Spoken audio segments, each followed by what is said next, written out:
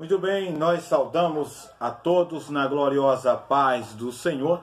Esse é o seu canal A Bíblia Diz e eu sou Ailton José de Lima. Muito bem, vamos hoje falar de um assunto muito importante e polêmico, claro, um dos mais polêmicos entre todos os assuntos da Bíblia, mas este que nós estamos tratando hoje é um dos mais polêmicos em toda a história eclesiástica, pois envolve emoções, sentimentos, famílias principalmente, e por isso nós iremos classificá-lo como sendo um dos mais polêmicos.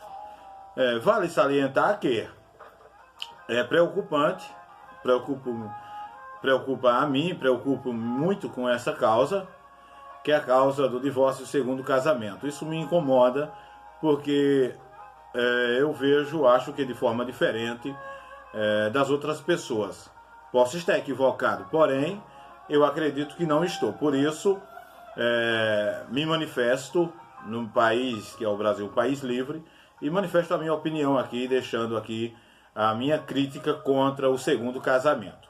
Então o tema do vídeo é o que fazer após o divórcio? É uma pergunta, mas é uma pergunta até ilógica. Seria uma pergunta sem noção, sem nexo. O que fazer após um divórcio? Ora, divórcio não era para acontecer, não devia acontecer, não é o plano de Deus para a família e não deveria fazer parte do plano de vida ou do projeto de vida daqueles que se casam.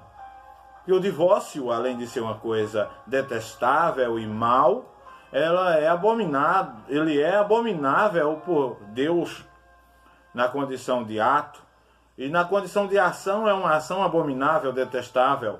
E na condição de ato, do mesmo modo, detestável, aborrecível, desprezível. Então, o que fazer? Não era para existir essa pergunta, mas existe. Você sabe por que existe essa pergunta? Porque pesquisas da revista Veja, publicada o ano de 2018, e também pesquisas do IBGE, mostra dados do IBGE. Não vou bater o martelo com precisão, porque eu sou ainda aprendiz na área da pesquisa com a informática, então não posso aqui dar com precisão, porque é bem mais, o número é bem mais. Então eu vou dizer o que está ontem eu fiz a pesquisa à noite e vi no celular, o celular está gravando, a câmera só tem ele. Bem, então o que acontece? De cada 3 casais que casam no civil, 3 casamentos, um termina em divórcio. Gente, isso é alarmante. De cada 100 casamentos, 30 termina em divórcio. Que é isso, gente? Isso é muito ruim. E o pior, que eu fiz a pesquisa também no meio evangélico. O meio evangélico já igualou, preste atenção. O meio evangélico, divórcio no meio evangélico já se igualou ao mesmo patamar do mundo. Não é de se admirar, pois temos o que? 43, 44,5,6% da população protestante. 51, 52 mais ou menos da população é católico, e uma porcentagem que sobra é sem religião, sem igreja ou de qualquer outra denominação. Posso estar equivocado nesses números, tá, gente? Eu não sou matemático, eu só tenho bem pouquinho grau de estudos.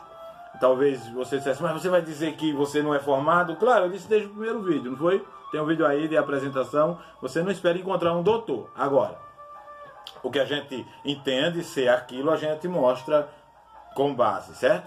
Eu estou mostrando com base na pesquisa, e saiu publicado pela revista Veja, de cada 3 casamentos no Brasil, um termina o divórcio, e entre os evangélicos não é diferente. Está acontecendo isso com frequência. Ainda mais que agora surgiu uma nova safra de pastores que ensinam o segundo casamento. Isso é uma aberração. Bem, eu quero aqui refutar o posicionamento de uma lição. Eu não vou dizer de qual denominação é essa lição. Lição bíblica, lições bíblicas. não vou dizer a denominação, nem vou dizer o comentarista, tenho respeito por eles, demais, mas eu vou mostrar só a página e aí vocês tiram as suas conclusões. Quem é inteligente, perceba, veja aí, Se você achou dificuldade de ver, dê uma pausa no tempo, ok? Sabe dar uma pausa no tempo? No tempo de Deus não, agora no tempo do vídeo eu sei dar uma pausa e vejo o que eu preciso. Eu sei que você também sabe. Bem, o tópico 3 diz assim: o divórcio nas epístolas. Aí ele frisa aqui, como todos os homens que querem, todo líder que quer favorecer o segundo casamento, ele diz que esse texto não fala do divórcio. Vamos ver se fala ou não. Diz assim, primeiro item do tópico 3 da lição referida aqui. Eu não vou dizer a lição, até porque já tem homens sábios que já sabem do que eu estou falando. Mas tudo bem. Eu sei que você sabe, certo? Se chegar a hora, a gente fala. Não pense que é medo não, é respeito, certo? Respeito, porque eu respeito a opinião de cada um. Agora, no tempo certo, se chegar, eu mostro, eu falo o nome, agora só no tempo certo. E talvez nem seja preciso falar o tempo, ok? Ou mostrar. Eu já estou mostrando o argumento que é o principal. Veja bem. Morte para a lei. Romanos 7, 1 a 3. Há quem use essa passagem como argumento contrário ao divórcio. Ponto. Olha, eu sou um desses que uso esse texto como argumento contrário ao divórcio. Eu me apoio de Romanos capítulo 7, versículo 1 a 3, para embasar o pensamento de que o divórcio, o casamento após o divórcio é pecado. Eu uso. E convido os senhores que estão me ouvindo a me provar o contrário. Convido. Eu sei que estou a nível do Brasil e até do mundo. Eu convido os senhores para entrar em contato comigo e a gente ter um discurso. Mas eu acho que antes de terminar o vídeo você vai concluir comigo que sim. Vamos lá. Aqui o apóstolo Paulo se dirige aos judeus crentes, pois falo aos que sabem a lei, mostrando-lhes que não mais estão sujeitos à lei, pois, a exemplo de uma mulher viúva, estão livres para outro casamento, isto é, para pertencer a outro, que é Cristo. O texto, na realidade, não trata do divórcio e ponto final. Ora, eu tenho ali algumas bíblias de estudos e os comentários daqueles que não aprovam a minha opinião, mas aprovam o divórcio após o segundo casamento. Eles também dizem, eles dizem que o texto não fala do divórcio. E depois, outros que são limitados e prudentes naquilo que falam, claro, eles não entendem, não querem entrar na questão, eles não comentam nada, que é um direito, ok? Mas, vamos ver do que trata o capítulo. O capítulo trata da lei e da graça, e entre os dois, lei e graça, existe uma coisa que é inegável, e é o pecado. Sim ou não? Sim. Entre a lei e a graça existe o pecado, consequentemente o pecador. A lei e a graça são para o pecador. Então, o apóstolo no capítulo total, no amplo total, ele vai falar da lei, da graça e do pecado. Só que, para embasar seu argumento, ele vai falar de um exemplo. Por exemplo, tá aqui, mostrando. Aí ele fala, Romanos, capítulo 7, versículo 1 a 3, ele diz o quê? Ele diz a seguinte expressão, eu quero ler a Bíblia, né? Porque aqui ele não cita, mas aqui a Bíblia está aqui, pentecostal. Não sabeis vós, irmãos, pois que falo aos que sabem a lei, que a lei tem domínio sobre o homem por todo o tempo que vive, porque a mulher está sujeita ao marido enquanto ele viver, está-lhe ligada pela lei, mas morto o marido, está livre da lei do marido, de sorte que, vivendo o marido, será chamada adúltera se for de outro marido. Mas, morto o marido, livre está da lei, e assim não será adúltera se for de outro marido. Aí ele vai falar agora da lei da graça no versículo 4 por diante. Isso é só um exemplo que ele cita. Agora eu pergunto, o exemplo que ele cita é com a morte. Ele usa morte. Morte é uma coisa que existe sim ou não? Sim. Viúva é uma coisa, é um elemento da sociedade que existe sim ou não? Sim. Casamento existe sim ou não? Sim. Divórcio não era para existir, mas existe sim ou não? Sim. Logo, todos os elementos ali, juntos, unidos, eles são partes de um fato real que ocorre na vida do ser humano. Logo, é um exemplo para embasar o que ele queria dizer, mas é um exemplo de coisas reais e legítimas, portanto, dignas de ser usada como base, senão ele estaria fazendo o contrário, ele estaria jogando o seu tempo fora. O assunto, no geral, não vai falar do divórcio, mas do segundo casamento.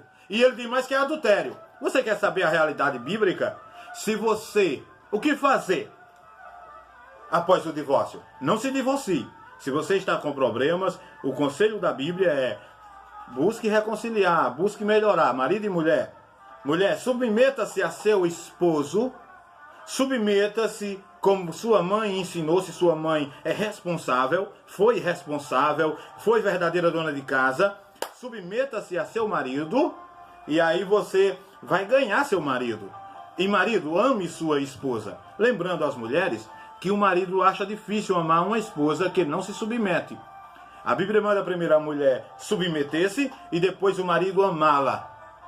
Ok? E aí vocês vão criar cidadãos firmes para uma sociedade. Bem, mas se você é casado e pensa em divorciar, claro, aqui eu estou falando dentro de uma perspectiva hipotética e também dentro da perspectiva bíblica. Eu não estou aqui metendo o dedo na vida de ninguém, cada um vive como quer. É só apenas a estatística doutrinária da Bíblia, a métrica, o ideal, o que deve ser aplicado para as famílias. Se você está pensando em divorciar-se, qual seria o melhor fazer, irmão? Irmão Ailton, não case. E se você divorciou, se casou de novo, a Bíblia classifica de adultério. A Bíblia, quem diz? João Batista, Jesus Cristo e o apóstolo Paulo. E a lei é adultério. Se você divorciou-se de sua esposa e casou de novo, você está em adultério. Se você divorciou-se de seu marido e casou de novo, está em adultério. Se você vai se divorciar e vai se casar de novo, você comete adultério. É a Bíblia quem diz.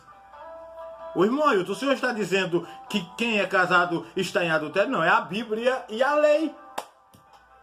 Agora, a lei dos homens, ela promove o divórcio, e aí tem os parâmetros legais, mas aí foi onde Jesus disse: quem deixar de seu esposo e casar com outro comete adultério, quem deixar sua esposa e casar com outra comete adultério.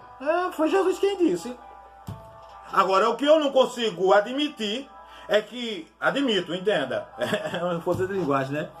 O que eu não consigo, perto de mim, ouvir uma pessoa, um pastor, um líder, um professor, um obreiro, um homem, dizer a mim que não, que a Bíblia diz que não. Ele pode até não aceitar, aí é um direito dele. Agora, dizer que segundo o casamento tem apoio bíblico, como essa lição aqui ensina, senhores, isso é um pecado, isso é um crime. Isso é um crime, rapaz, teológico. Isso é um crime teológico. É inadmissível.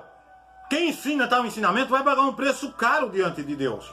Bem, quando o segundo casamento ele é permitido? Com a morte de um dos cônjuges, certo? Então tá aqui, ó. Tá dizendo que o texto não fala de divórcio. Claro! Já vai logo adiante.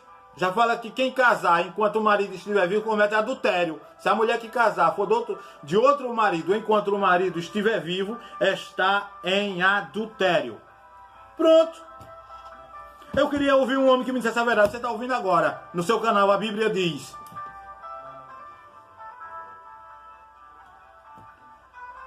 É lamentável o fato. Bem, vamos ver aqui. Olha, ainda, alguns usam esse texto para dar a base para o segundo casamento. Eu não acredito, gente. E dizer que o apóstolo Paulo consentiu em caso do casal misto é má interpretação, tá? Eu respeito quem quiser. Olha, quem quiser casa com 10 mulheres, com 20, com 50, troca de marido, faz o que você quiser, você é livre. Agora tem uma coisa, à luz das escrituras, é adultério. Não vou lhe enganar, não. Tem gente assim, você não tem amor? Ah, meus irmãos, é porque eu tenho amor que eu estou lhe dizendo essa palavra. Você sabe o preço que eu pago para lhe dizer isso aqui hoje? Você sabe o que eu enfrento? O que eu escuto?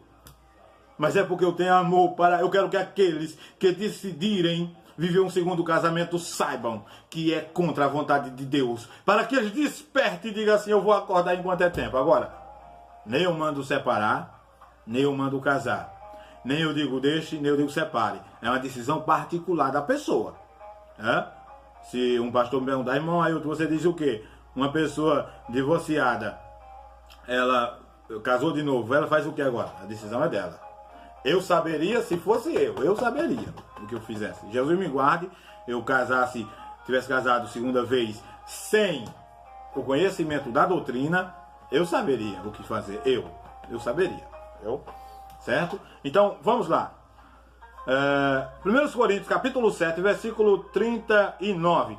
A mulher casada está ligada pela lei todo o tempo em que o seu marido vive.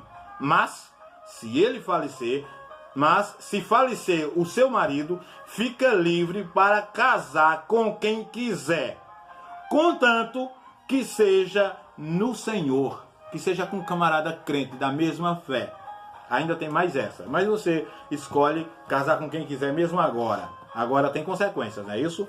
Muito bem, nós vamos ficando por aqui. Esse é o seu canal A Bíblia Diz. Dê aquele like se lhe agradou. Se não lhe agradou, não tem problema. Eu não quero dinheiro, eu não quero ser elogiado, eu não quero ser parabenizado, eu não quero ser visto como bom. Eu não me preocupo com o que vão pensar de mim. Agora eu quero dizer a verdade. Eu quero que meu Deus, a quem eu sirvo, saiba que quando eu falar, eu falo essa palavra aqui, essa daqui, ó. Eu não estou interessado a nada. O meu interesse é que você conheça a verdade de Deus e se arrependa dos seus pecados, porque estão levando a coisa de Deus à brincadeira. A palavra de Deus é séria. Amém? Fica com Deus, um abraço, compartilhe os vídeos. É um favor que eu lhe peço. Você pode até nem dar like, mas você pode compartilhar. Olha, eu achei ali um homem, eles chamam de doido. Chamaram João Batista, chamaram Jesus. Aproximadamente umas 10 vezes disseram que Jesus tinha demônios. Foi. 10 vezes disseram que Jesus tinha demônio. Pegaram cordas para amarrá-lo. Marcos 3, 39, 19 ou 21, por ali.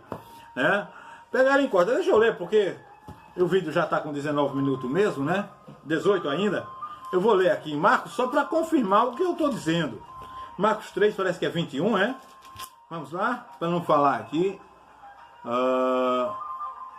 E quando 3:21 de Marcos. E quando seus parentes ouviram isso, saíram para o prender, porque diziam: está fora de si, está louco. Olha, disseram os irmãos de Jesus, irmãos, parentes, família, irmãos, disseram que Jesus estava louco e pegaram em corda para amarrá-lo.